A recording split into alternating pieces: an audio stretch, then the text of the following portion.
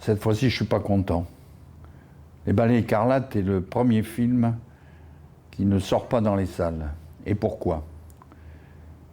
Parce que jadis, il y a eu une histoire qui s'appelait les Balais roses.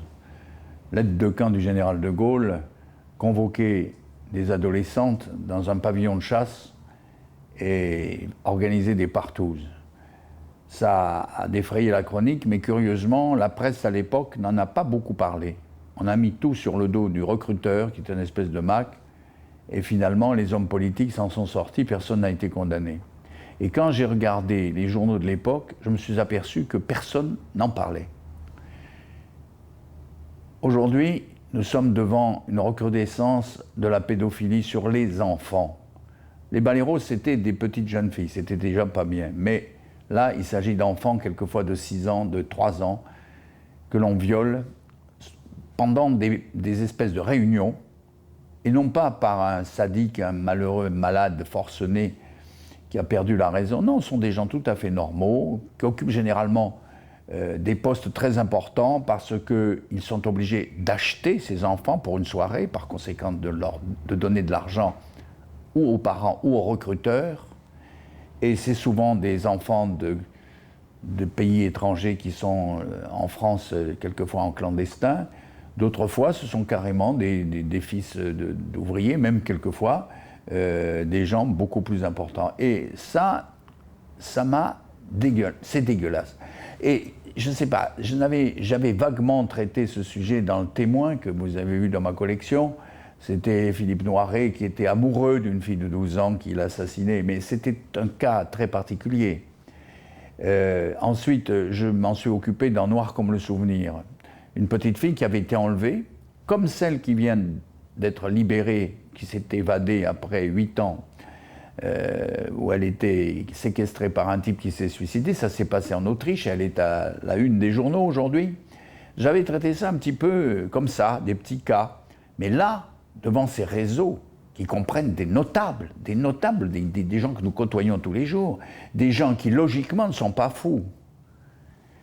Alors là, ça m'a vraiment dégoûté. Alors j'ai fait le film, et je ne vous dis pas la fin, vous verrez la fin, elle est terrible. La fin est terrible, je crois que c'est une des fins les plus dramatiques que j'ai pu faire dans ma vie. Et j'ai voulu stigmatiser ces réseaux pour les faire disparaître. Et alors évidemment, quand le film a été fini, je me suis dit, je vais le montrer aux associations caritatives. Il y en a plusieurs qui s'occupent justement de récupérer ces enfants. Car si on découvre 2 ou 3 enfants assassinés par an ou disparus, on ne parle pas des 100 000 enfants qui sont enlevés et 3 jours après, on les retrouve soit dans un parc, soit devant leur porte, soit dans un bois. Et à ce moment-là, ceux-là sont traumatisés, mais retrouvés. Alors ça, on n'en parle pas de ces gens-là. Alors, c'est pour ces enfants-là que j'ai fait le film, pour que ces réseaux soient détruits. Car c'est comme des nids de vipères, des nids de scorpions.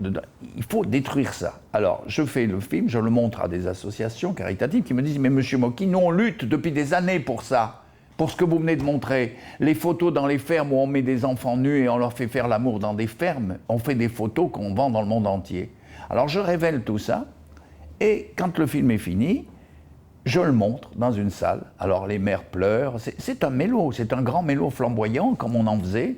On ne peut pas ne pas faire un mélo avec une mère qui cherche son enfant, car le film, c'est une mère dont l'enfant a disparu et qui le cherche. Il n'y a pas plus mélo que ça. Mais c'est un mélo avec un fond social et un fond. Il faut absolument arrêter ça. Alors le film terminé, je le présente. Bon, ces associations trouvent ça très bien, mais par contre, je commence à voir que des gens se détournent du film. Au lieu de m'aider à le sortir, et en plus, j'avais décidé, une fois mes techniciens et mes artistes payés, de donner tout l'argent à ces associations pour qu'elles s'occupent de ces enfants violés. Car il y a maintenant des maisons avec des psychologues qui s'en occupent après, parce qu'il faut s'en occuper. Une fois qu'ils ont été violés à cet âge-là, mais évidemment, ils ne sont pas bien.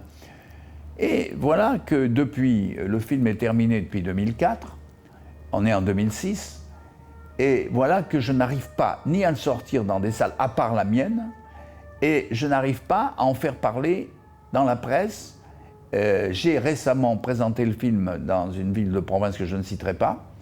Des journalistes étaient présents, il y avait du monde, le film a été applaudi. On m'a dit, mais monsieur Mocky, mais ce film est tout à fait normal, parce que moi j'ai pensé à un moment qu'il était mauvais le film, puisque tout le monde le refusait. J'ai dit, tiens, peut-être que j'ai fait une connerie, que le film n'est pas bon.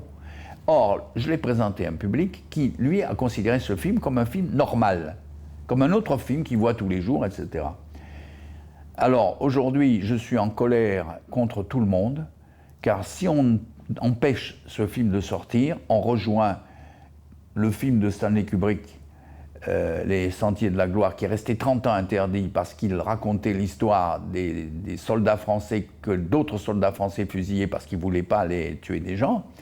Il est resté 30 ans interdit. Je ne vous parle pas de tous les films qui n'ont jamais pu se faire, puisque déjà au départ, ils étaient censurés, même avant d'être faits, donc ils n'ont pas trouvé l'argent pour le faire.